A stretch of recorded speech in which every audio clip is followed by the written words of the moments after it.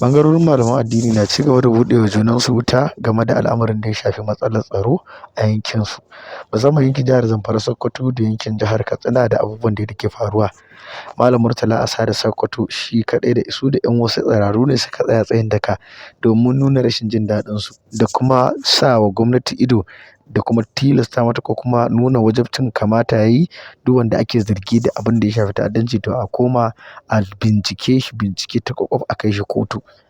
Amma wasu daga ciki kuma waɗanda suke wasu 'yan ɓangaren ne sun fito suna ta cin zarafin Malam Murtala da sauran wasu malamai waɗanda suke tare da Malam Murtala Asada. To abin da nake so mutane su gane a nan shine mu kalli duka jumlatan waɗannan abubuwan da suke faruwa domin magana a kansu duka baki ɗaya.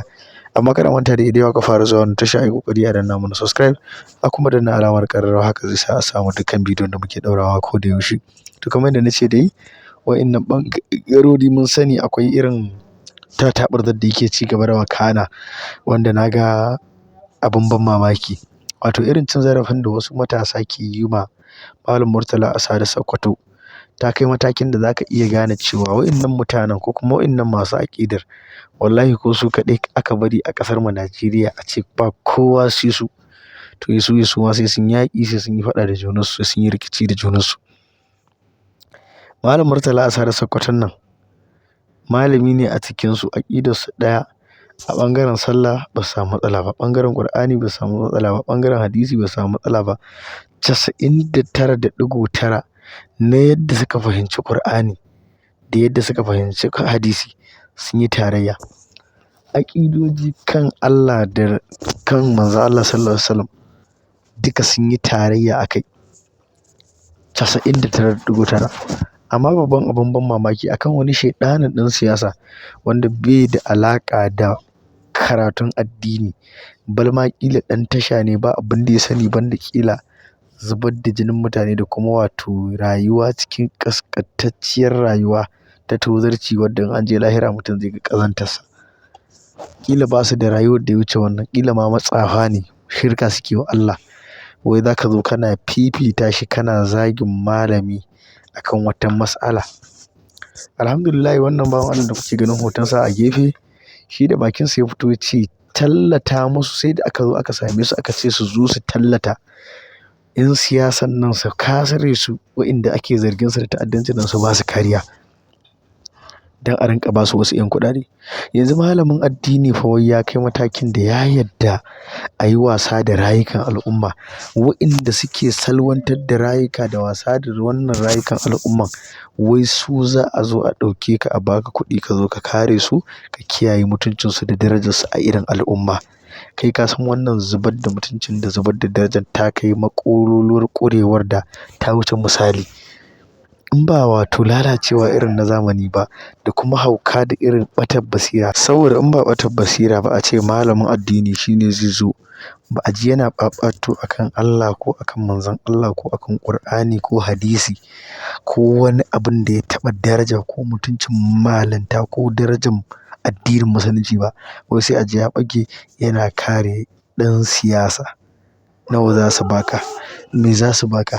Yanzu mu ƙaddara duk abin da ma za su baka su je su yi ta baka. Gaba ɗaya kwana nawa za ka yi da shi? Mu ƙaddara dai duk abin da za su baka su je su baka.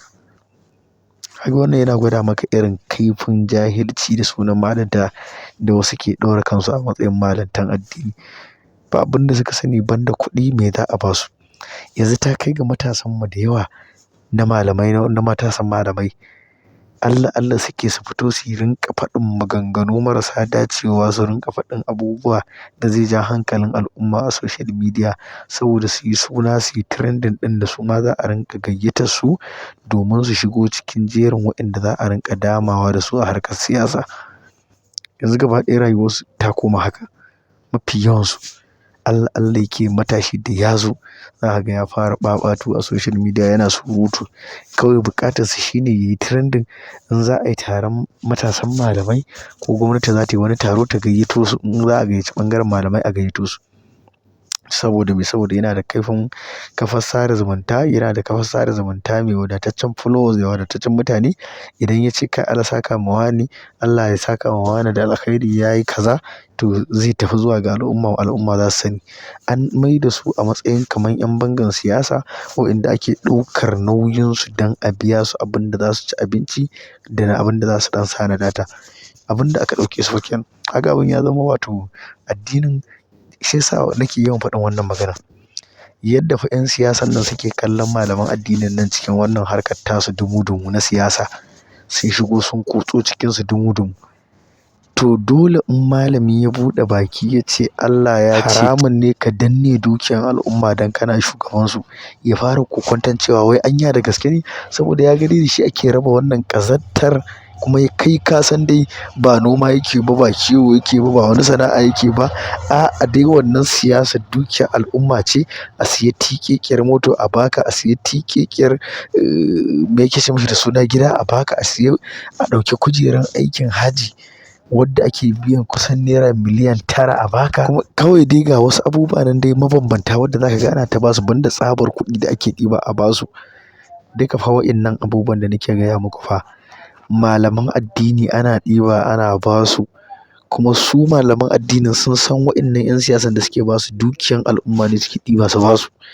Ta ya za a yi ɗan siyasa ba zai fara kokwanton in ya zo kana cewa wai cin dukiyar mutane haramun ne, ya fara jin cewa anya ba ƙarya malam yake ba, anya da gaske ne a addini haka yake? Saboda ya ga kai da kake faɗin wannan maganar, kai ma da kai ake dama wannan ƙazantar. Duk wani abin da za ka ambata, duk wani abin da za ka ce haram ne, zai fara shakku da kokwanton cewa anya da gaske haram ɗin ne. Kai ma ka yarda cewa haram ɗin ne, da ka yarda da bai ga kai ma kana ana dama wannan ƙazantar da kai ba.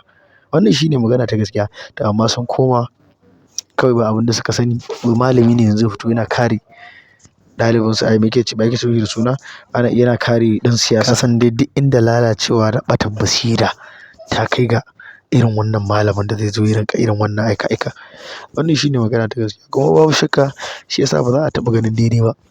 Kuma ƙarshe inda ake so a dangana da ƙasar nan shine ƙasar ta yamutse ta rikice.